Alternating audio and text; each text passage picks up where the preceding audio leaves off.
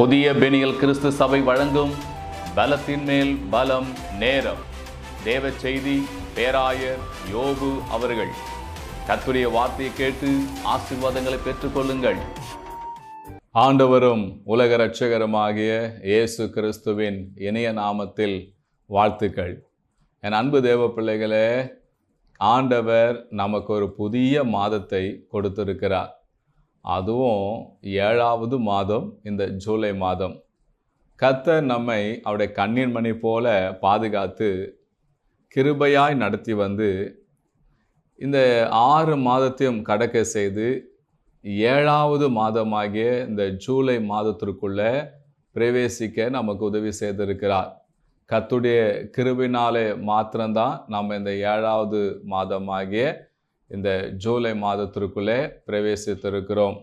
பரிசுத்த வேதாகமத்தில் பார்த்தீங்கன்னா 7 என்று வருகிற அந்த எண்ணெல்லாம் பார்க்கும்போது பார்த்தீங்கன்னா அது பரிபூரணத்தை குறிக்கிறதாக வேத வல்லுநர்கள் சொல்லுகிறார்கள்.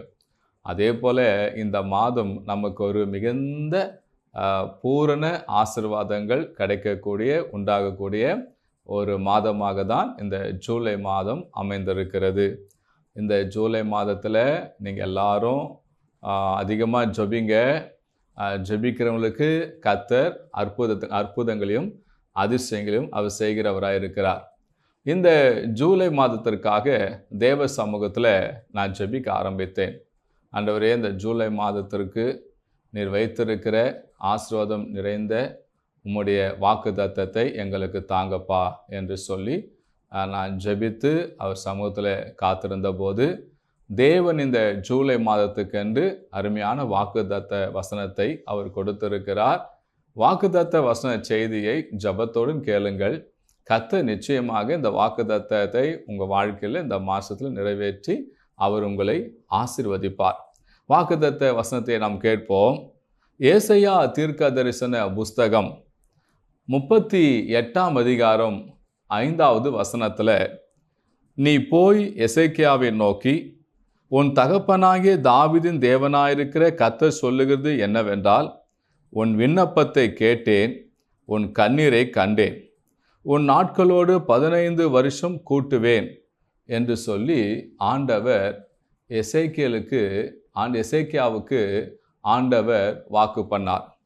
இந்த எசேக்கியா என்கிற இந்த மனுஷனை குறித்து பார்க்கும்போது இவர் நல்ல ஒரு ராஜா. இவருடைய நாட்கள் முடிய போகிறது. ஆண்டவர் ஏசாயா தீர்க்கதரிசிகள் சொல்கிறாரு, நீ போய் என் தாசனாகி எசேக்கியா சொல்லு, வீட்டு காரியத்தெல்லாம் நீ ஒழுங்குபடுத்து, நீ பிழைக்க மாட்டாய் என்று கர்த்தர் சொல்கிறாய் என்று போய் சொல்லு அப்படின்னு சொன்ன உடனே, அதே போல் ஏசாயா தீர்க்கதரிசி போய் அவர் வியாதிப்பட்டிருந்த அந்த நேரத்தில் பார்த்து சொல்கிறாரு, எசேக்கியா ராஜாவே, நீங்கள் பிழைக்க மாட்டீங்க, அதனால் உங்கள் வீட்டு காரியத்தெல்லாம் ஒழுங்குபடுத்துங்கன்னு சொல்லி ஆண்டவர் சொல்கிறாரு அப்படின்னு சொன்ன உடனே எசேக்கியா ஆண்டவர் நோக்கி அவர் ஜெபிக்கிறார்.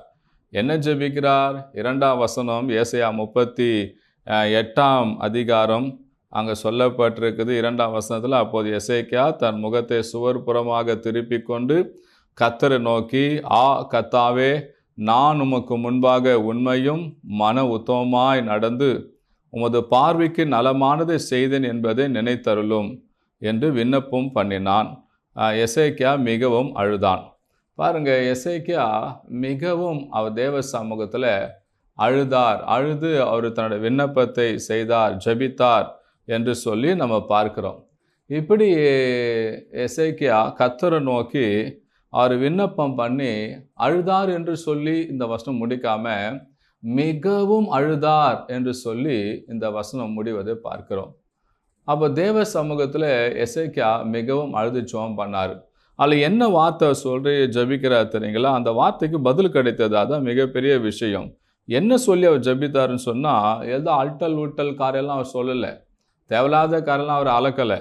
அங்கே அவர் என்ன சொல்கிறான்னு சொல்லி பார்த்தீங்கன்னா, அவர் சொல்கிறாரு, நான் உமக்கு முன்பாக உண்மையும் மன உத்தமமாய் நடந்து உமது பார்வைக்கு நலமானதை செய்தேன் என்று நினைத்தருளும் என்று சொல்லி அவர் அங்கே ஜெபிக்கிறாருங்க. அப்போது அவர் உண்மையாய் நடந்தது, மன உத்தமமாய் நடந்தது, கர்த்தருடைய பார்வைக்கு நலமான செய்ததை தேவ சமூகத்தில் அவர் சொல்லி ஜெபித்து மிகவும் அழுகிறார்.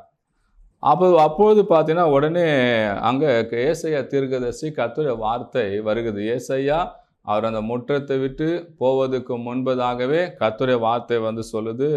ஆண்டவர் சொல்கிறாரு ஏசாயா தீர்க்கதரிசிகிட்ட, நீ போய் என் தாசனாகிய எசேக்கியாட்ட சொல்லு, நான் உனக்கு ஆயுஷ் நாளை கூட்டி தருவேன். அவர் சொல்கிறார் அந்த வசனத்தில், அந்த 5ஆம் வசனத்தில், நீ போய் சொல்லி எசேக்கியாட்ட, உன் தகப்பனாக இருக்க தேவனாக இருக்கிற நான் உன் விண்ணப்பத்தை கேட்டேன், உன் கண்ணீரை கண்டேன் என்று போய் சொல்லு அப்படின்னு சொல்கிறார். பாருங்க, அப்போது ஆண்டவர் இந்த மாதத்தில் யாரெல்லாம் இத்தனை நாளாக அழுது ஜெபித்தீங்களோ, யாரெல்லாம் மிகவும் அழுது ஜெபித்தீங்களோ, இந்த ஜூலை மாதத்துக்காக யாரெல்லாம் ஜெபித்தீங்களோ அல்ல ஜெபிக்க போகிறீங்களோ, ஆண்டவர் உங்களுக்கு சொல்கிறாரு, உன் விண்ணப்பத்தை கேட்டேன், உன் கண்ணீரை கண்டேன். அருமையான தேவ பிள்ளைகளை, நீங்கள் உங்கள் தேவைக்காக மற்ற நிறைய காரியங்களுக்காக நீங்கள் ஜெபித்து இருக்கலாம். ஆண்டவரே, எனக்கு உம்மை விட்டால் வேறு யார் சுவாமி என்று சொல்லி. ஆண்டவர் ஜபத்தை கேட்டவர். அன்றைக்கு எசேக்கியா ஜபத்தை கேட்டு வாக்கு பண்ணார், உன் விண்ணப்பத்தை கேட்டேன், உன் கண்ணீரை கண்டேன் என்று சொல்லி. அதே போல் இந்த நாட்களில் கண்ணீரோடு ஜெபித்த உங்கள் வாழ்க்கையில் பல வருடமாக நீங்கள் எதிர்பார்த்து ஏங்கி நீங்கள் ஜெபித்து கொண்டிருந்த காரியத்தில் ஆண்டவர் உங்களுக்கு அற்புதம் செய்ய போகிறார். இந்த எசேக்கியா எதுக்காக மிகவும் அழுது ஜெபம் பண்ணார் என்று சொல்லி பார்த்தீங்கன்னா, அவருக்கு இன்னும் ஆயுஷ் நாட்கள் தேவை என்பதற்காக அவர் ஜெபித்து அழுதார். அவர் என்ன கேட்டாரோ அதை தேவன் கொடுத்தார். அந்த வசனத்தில் சொல்லப்பட்டிருக்கிறது, இதோ உன் நாட்களோடு 15 வருஷம் கூட்டுவேன். ஆண்டவர்கிட்ட அவர் ஆயுஷ் கேட்டாரா, ஜீவனை கூடுன்னு சொல்லி கேட்டாரா என்று தெரியவில்லை. அவர் சொல்லிருக்கிற காரியம் என்னன்னா, அங்கே சொல்லப்பட்டிருக்குது, ஆண்டவரே இதுபோல் என் வார்த்தைக்கு உதவி செய்யன்னு சொல்லி முத பார்வைக்கு மன உத்தமமாய் நடந்தனே என்று சொல்லி அவர் கேட்கும் போது, ஆண்டவர் அவருடைய அந்த மனநிலையை, அந்த வியாகுலத்தை, அவர் எதற்காக ஜெபிக்கிறாரு, எதற்காக முத பார்வைக்கு நலமாக செய்தேன் என்று நினைத்துள்ள சொல்லி ஜெபித்தார் என்கிற அந்த உள்ளத்தின் ஆழத்தின் பாரங்களை அவர் அறிந்து கொண்டார். சில வேளை நம்ம சில தேவைகளுக்காக என்ன வார்த்தை சொல்லி ஜபிக்கனே தெரியாது, அழ மாத்திரம் தாரையாக வரும், பல ஏக்கங்கள் மனதுக்குள்ளே இருக்கும். ஆனாலும் ஆண்டவர் எல்லாவற்றும் அறிந்திருக்கிறவர். எசேக்கியா ஆண்டவருடைய பார்வைக்கு நலமாக செய்யும் என்று ஜெபித்த போதே அவனுடைய உள்ளான அந்த காரியங்களை தேவன் அறிந்து கொண்டார். உடனே ஆண்டவர் சொல்கிறாரு, உன் ஆயுஷ் நாட்களை 15 வருஷம் கூட்டி தருவேன். இந்த வசனத்தை நம்ம கவனிக்கணும் மிக முக்கியமாக. என்னென்னா, உன் நாட்களோடு 15 வருஷம் கூட்டுவேன். அப்போனா ஒரு வேளை எசேக்கியா தீர்க்கதரிசி, ஆண்டவரே எனக்கு இன்னும் ஒரு 5 வருஷம் கொடுங்க, அல்லது ஒரு 10 வருஷம் கொடுங்க அப்படின்னு சொல்லி ஒரு வேளை அவர் கேட்டு இருக்கலாம். ஏன்னா ஆண்டவர் சொல்கிறாரு இங்கே 15 வருஷம் கூட்டுவேன் என்று சொல்லி. அப்போனா இவர் குறைவாக தான் கேட்டிருக்க வேண்டும், குறைவான ஒரு ஜீவனை ஆயுள் நாட்கள் கேட்டிருக்க வேண்டும். ஆனால் இப்போ ஆண்டவர் சொல்கிறாரு, நீ கேட்டதை விட நான் அதிகமாக தரேன், உனக்கு கூட்டியே கொடுக்குறேன், 15 வருஷம் நான் உனக்கு கூட்டி கொடுப்பேன் அப்படின்னு ஆண்டவர் சொல்கிறார். என் அன்பு தேவ பிள்ளைகளை, நீங்கள் கூட இந்த மாதத்தில் உங்களுடைய தேவைக்காக நீங்கள் மிகவும் அழுது, ஆண்டவரே ஒரு சின்ன அற்புதம் செய்யுங்கப்பா, ஒரு சின்ன உதவி செய்யுங்கப்பா அப்படின்னு சொல்லி நீங்கள் கேட்டிருக்கலாம்.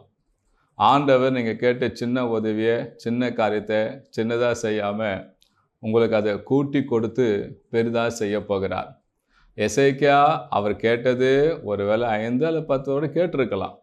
ஆனால் தேவன் பாருங்க கூட்டி கொடுத்தார் என்று தான் அங்கே சொல்லப்படுது. 15 வருஷம் அவர் வருஷத்தை கூட்டி கொடுத்துருக்காருங்க. அன்றைக்கு அவருக்கு தேவை ஆசீர்வாதம், ஜீவன், ஆயுஷ் நாட்கள், அதுதான் அவருடைய ஆசீர்வாதம். இந்த வார்த்தை கேட்டுக்கொண்டு உங்கள் வாழ்க்கையில் நீங்கள் எதை கேட்டுக்கொண்டு இருக்கிறீங்க? ஒருவேளை உங்கள் உடல்நிலை சரியில்லாமல் இருந்து நான் மறித்து விடுவேனோ, ஆண்டவரே இன்னும் என் பிள்ளைகளுக்கு நான் எதுவும் செய்யலையே, என் குடும்பத்துக்கு எதுவும் நான் செய்யலையே, இன்னும் யாருக்கு எதுவும் செய்யலையே, எல்லாம் அப்படியே இருக்குது சுவாமி, எனக்கு ஒரு 5 வருஷம் இல்லை 10 வருஷமாக கூட்டி கொடுன்னு சொல்லி கேட்குறீங்களா? கர்த்தநாம ஸ்தோத்திரம். அல்லது ஆண்டவரே எனக்கு இந்த பொருள் தேவை, இந்த காரியம் தேவை, இந்த வேலை நடக்கணும், இதெல்லாம் ஒன்றும் நடக்காமல் இருக்குதே அப்படின்னு சொல்லி நீங்கள் நினைக்கிறீங்களா? என் அன்பு தேவ பிள்ளைகளே, எசேக்கியா மிகவும் அழுதானாம். நீங்களும் ஒருவேளை அழுதுருக்கலாம், ஜபித்திருக்கலாம். இன்றைக்கு ஆண்டவர் உங்களை பார்த்து சொல்கிறாரு, உனக்கு வேண்டிய ஆசீர்வாதங்களை நான் கூட்டி கொடுப்பேன். அன்றைக்கு எசேக்கியா கேட்டதுக்கு 15 வருடத்துக்கு கூட்டி கொடுத்தேன். இன்றைக்கு நீ கேட்கிற காரியத்தில் உனக்கு அதிகமாக நான் கூட்டி கொடுப்பேன் என்று சொல்லி ஆண்டவர் உங்களுக்கு வாக்கு பண்ணுறார். என் அன்பு தெய்வ பிள்ளைகளே, ஆண்டவர் உன் விண்ணப்பத்தை கேட்டிருக்கிறார், உன் கண்ணீரை கண்டிருக்கிறார். அதனால நிச்சயமாக ஆண்டவர் இந்த மாதத்தில் உனக்கு வர வேண்டிய நன்மைகள், நீ கேட்ட சிறிய உதவி, சின்ன காரியத்தை ஆண்டவர் கூட்டியே உனக்கு கொடுக்க போகிறார். சந்தோஷமாக இருங்க. ஆண்டு வாக்கு பண்ணியிருக்கிறார். அது மாத்திரமல்ல, இரண்டாவது, எல்லா பிரச்சனையிலிருந்தும் தப்பி வைக்கிறவர். அங்கே பார்த்தீங்கன்னா 6ஆம் வசனத்தை, ஏசாயா 38ஆம் அதிகாரம் 6ஆம் வசனத்தில் பார்த்தீங்கன்னா அங்கே சொல்லப்படுது, நான் உன்னை இந்த நகரத்தையும் அஸ்ரிய ராஜன் கைக்கு தப்பிவித்து இந்த நகரத்துக்கும் ஆதரவாக இருப்பேன். இரண்டாவது காரியம், ஆண்டவர் எசேக்கியாவுக்கு எல்லா காரியத்திலேருந்து அவனை தப்பி வைத்தார். கர்த்தர் நாமத்துக்கு ஸ்தோத்திரம். ஆயுஷ் நாளில் மாத்திரம் கூட்டி கொடுக்கல, அவனுக்கு அந்த ஜீவிக்க போகிற அந்த நாட்களில் அவனுக்கு வர எல்லா பிரச்சனையிலேருந்தும் அவனை தப்பி வைப்பேன் என்று சொல்லி ஆண்டவர் வாக்கு பண்ணுறார். என் அன்பு தேவ பிள்ளைகளை, ஆண்டவர் நீங்கள் கேட்டுக்கொண்டு காரியத்தில் ஆண்டவர் உங்களுக்கு கூட்டி எக்ஸ்ட்ரா கொடுப்பது மாத்திரமல்ல, உங்களுக்கு விரோதமாக இருக்கிற வரப்போகிற எல்லா பிரச்சனையிலேருந்தும் உங்களை தப்பி வைக்க அவர் வல்லவராக இருக்கிறார். பாருங்களேன், எரேமியா 39ஆம் அதிகாரம் 17வது வசனத்தில் சொல்லப்படுது, ஆனாலும் அந்நாளே உன்னை தப்பி வைப்பேன் என்று கர்த்தர் சொல்லுகிறார். நீ பயப்படுகிற மனுஷன் கையில் ஒப்பு கொடுக்கப்படுவதில்லை. எந்த காரியத்தை குறித்து நீங்கள் பயந்து கொண்டிருக்கிறீங்க, இது நடந்துருமா அது நடந்துருமா என்று சொல்லி பயப்படாதீங்க. பிரச்சனைகள் இருக்கலாம், அதுலேருந்து தேவன் உன்னை தப்பி வைப்பார். நீ கேட்கிற காரியத்தில் எல்லாவற்றையும் கூட்டி கொடுக்குற ஆண்டவர் உனக்கு வர பிரச்சனையிலேருந்து இந்த மாதம் ஆண்டவனை தப்பி வைப்பார். அது மாத்திரமல்ல, மூன்றாவது ஒரு காரியம், உனக்கு ஆதரவாக இருப்பேன் என்று சொல்லியும் ஆண்டவர் உங்களுக்கு வாக்கு பண்ணுறார். இந்த மாதத்தில் உனக்கு ஆதரவாக இருப்பார். ஏசாயா 38:6 படி உனக்கு ஆதரவாக இருப்பார். சங்கீதம் 18:18ஆம் வசனத்தின்படி, என் ஆபத்து நாளில் எனக்கு எதிரிட்டு வந்தார்கள், கர்த்தரோ எனக்கு ஆதரவாக இருந்தார். என் அன்பு தேவ பிள்ளைகளே, ஆண்டவர் இந்த மாதத்தில் உங்களுக்கு ஆதரவாக இருக்க போகிறார். எசேக்கியாவுக்கு 15 வருஷம் கூட்டி கொடுத்தது போல, எசேக்கியாவுக்கு இருந்த எல்லா பிரச்சனையிலிருந்து தப்பி வைத்தது போல, எசேக்கியாவுக்கு ஆதரவாக இருந்தது போல, ஆண்டவர் இந்த ஜூலை மாதத்தில் நீங்கள் கேட்கிற காரியத்தில் எல்லா ஆசீர்வாதங்களும் ஆண்டவர் உங்களுக்கு கூட்டி கொடுப்பார்.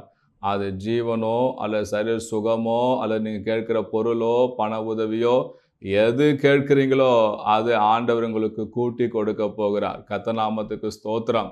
அது மாத்திரமல்ல, இந்த மாதத்தில் ஆண்டவர் உங்களை எல்லா பிரச்சனையிலிருந்தும் உங்களை தப்பி வைத்து உங்களை காப்பாற்ற போகிறார். அது மாத்திரமல்ல, இந்த மாதத்தில் ஆண்டவர் உங்களுக்கு ஆதரவாக இருக்க போகிறார். ஆதரவாக இருக்க போகிறார். அவர் உங்களுக்கு ஆதரவாக இருந்து உங்களை நடத்துவேன் என்று சொல்லி ஆண்டவர் இந்த மாதத்தில் உங்களுக்கு வாக்கு பண்ணுகிறார். இந்த வார்த்தை கேட்டுக்கொண்டிருக்கிற என் அன்பு தேவ பிள்ளைகளே, ஆண்டவர் கொடுத்த இந்த வாக்குத்தத்த வசனத்துக்காக நீங்கள் ஜெபிங்க. ஆண்டவரே, எசேக்கியாவுடைய விண்ணப்பத்தை கேட்டு எசேக்கியாவுடைய கண்ணீரை கண்டது போல என் விண்ணப்பத்தையும் கேட்டு என் கண்ணீரையும் கண்டேன் என்று வாக்கு பண்ணியிருக்கிறீங்களே, என்னை தப்பி வைப்பேன் என்று வாக்கு பண்ணியிருக்கிறீங்களே, ஆதரவாக இருப்பேன்னு சொல்லி வாக்கு பண்ணியிருக்கிறீங்களே, இந்த மாதத்தில் நான் கேட்குற நன்மையெல்லாம் எனக்கு நீங்கள் கூட்டி கொடுங்கப்பா. ஆண்டவரே, எனக்கு இருக்கிற எல்லா காரியத்தில் என்னை தப்பிவிங்கப்பா, எனக்கு ஆதரவாக இருங்கப்பா. இந்த ஜூலை மாதத்தில் நீங்கள் வாக்கு பண்ணியிருக்கிறீங்களே, எனக்கு உதவி செய்யுங்கப்பா அப்படி என்று சொல்லி நீங்கள் கேளுங்க. நாம் ஜெபிக்க போகிறோம். இப்போ நீங்கள் கண்ணை மூடுங்க. உங்களுக்காக நான் ஜெபிக்க போகிறேன். என் அன்பின் பரலோக பிதாவே, ஏசப்பா, நீர் கொடுத்த இந்த வாக்குத்தத்த வசனத்துக்காக ஸ்தோத்திரம். கர்த்தாவே, இந்த ஜூலை மாதத்தில் கர்த்தாவே இந்த வார்த்தையை கேட்டு கொண்டிருக்கிற உம்முடைய மகளை கண்ணோக்கி பாருங்கப்பா, உம்முடைய மகனை கண்ணோக்கி பாருங்கப்பா, இந்த பிள்ளைகளை கண்ணோக்கி பாருங்கப்பா. எசேக்கியா அன்னைக்கு அந்த ரங்கத்தில் ஆண்டவரை சுவர்புறமாக திரும்பி அழுத போது அந்த ஆண்டவரே கண்ணீரை நீங்கள் கண்டீங்களே, விண்ணப்பத்தை கேட்டீங்களே சுவாமி. இந்த வார்த்தை கேட்டுக்கொண்டு ஏசப்பா அழக்கூட பலம் இல்லாமல் அழுது கொண்டு இருக்கிற நம்முடைய பிள்ளைகளுக்கு அற்புதங்களை செய்யுங்க, அதிசயங்களை செய்யுங்கப்பா. இவங்க கேட்கிற காரியத்தில் அதிகமான ஆசீர்வாதங்களை கூட்டி கொடுங்க சுவாமி. நீர் அதிகமாய் ஆஸ்வதிக்கிறவர். ஏசப்பா, என்னென்ன பிரச்சனையில் இவங்க இருக்கிறாங்களோ அதுலேருந்து இவங்களை தப்பிவிக்க செய்யுங்கப்பா. கர்த்தாவே, எனக்கு யாருமே ஆதரவு இல்லையே என்று சொல்லி எண்ணிக்கொண்டு இருக்கிற உங்களுடைய பிள்ளைகளுக்கு இந்த மாதம் முழுவதும் ஆதரவாக இருங்கப்பா. உங்களுடைய வருகை மட்டும் கூட நீங்கள் ஆதரவாக இருங்கப்பா. நம்ம பிள்ளைகள் செய்கிற காரியத்தெல்லாம் ஆசீர்வதிங்க, செய்கிற வேலையை ஆசீர்வதிங்க, கையின் பிரயாசங்களை ஆசீர்வதிங்க. தொடர்ந்து இவங்க ஜெபிக்கிற காரியத்தெல்லாம் வாய்க்க பண்ணுங்க, வேத வாசிக்க உதவி செய்யுங்க. ஏசப்பா, சிலர் கண் பார்வையில் இருக்கிற பிரச்சனைகள் இருக்கிறது. இயேசுவின் நாமத்தை கண் பார்வை ஆண்டவரே தெரியும்படியா ஜெபிக்கிறேன். சிலருக்கு சரீரத்தில் பலவீனங்கள், அங்கங்கே பலவீனங்கள் இருக்கிறது. அந்த பலவீனெல்லாம் இயேசுவின் நாமத்தை நீங்கி போவதாக. சிலருக்கு ஏசப்பா மனதளவை மிகவும் பாதிக்கப்பட்டு உறக்கம் இல்லாத இருக்க பிள்ளைகளுக்கு எல்லா மனபாரம் குழப்பத்தை நீக்கி போட்டு நல்ல தூக்கத்தை உறக்கத்தை தேவன் தந்தருளுவீராக. ஏசப்பா, அநேக குடும்பங்கள் சண்டைகள், அந்த சண்டையெல்லாம் நீக்கி போடுங்கப்பா. பிரிந்திருக்கிற குடும்பங்களை ஒன்று சேருங்கப்பா. குடும்பத்துக்கு வேண்டிய வருமானம் தந்தருளுங்கப்பா. இந்த மாதத்துக்குரிய சகல ஆசீர்வாதம் உடைய பிள்ளைகளுக்கு கூட்டி கொடுப்பீராக. இந்த மாதம் முழுவதும் உடைய பிள்ளைகளை எல்லாம் பிரச்சனை தப்பி வைக்க செய்வீராக. இந்த மாதம் முழுவதும் உடைய பிள்ளைகளுக்கு ஆதரவாக இருந்து கரம் பிடித்து நடத்தி பாதுகாத்து கொள்ளுங்க. உயிர்த்தெழுந்த இயேசு கிறிஸ்து நாமத்தில் ஜெபிக்கிறோம் ஜீவனுள்ள நல்ல பிதாவே. ஆமேன், ஆமேன், ஆமேன். என் அன்பு தேவ பிள்ளைகளே, வார்த்தை கேட்டீங்க. கர்த்தர் உங்களோடு கூட பேசியிருப்பா என்று சொல்லி நான் நம்புகிறேன். கர்த்தர் உங்களோட பேசியிருப்பான்னு சொன்னால் இந்த வார்த்தையை உங்கள் நண்பர்களுக்கு உற்றா உறவு சொந்த பந்தம் மாதிரி யாவருக்கும் இதை ஷேர் பண்ணுங்கள். இது ஒரு ஊழியமாக கருதி செய்யுங்க. அது மாத்திரமல்ல, உங்களுக்காக ஜெபிக்க என்று சொன்னால் திரையில் பார்க்க எண்ணுக்கு தொடர்பு கொள்ளுங்கள். உங்களுக்கு ஜப குறிப்பு இருக்கமானால் வாட்ஸ்அப் எண்ணுக்கு மெசேஜ் பண்ணுங்கள். உங்களுக்காக நாங்கள் ஜெபிக்க ஆயத்தமாக இருக்கிறோம். அது மாத்திரமல்ல, வருகிற ஜூலை 17ஆம் தேதி BKN வில்லியம் ஹாலில் தீர்க்க தரிசன ஆஸ்வத ஜபம் உபாச ஜபத்தை வைத்திருக்கிறோம். முடியுமானால் நீங்கள் கலந்து கொள்ளுங்கள். உங்கள் நண்பர்களுக்கு சொல்லுங்கள். கர்த்தர் வைத்திருக்க ஆசீர்வாதம் பெற்றுக்கொள்ளுங்கள். கர்த்தர் உங்களை ஆஸ்வதிப்பார். God bless you.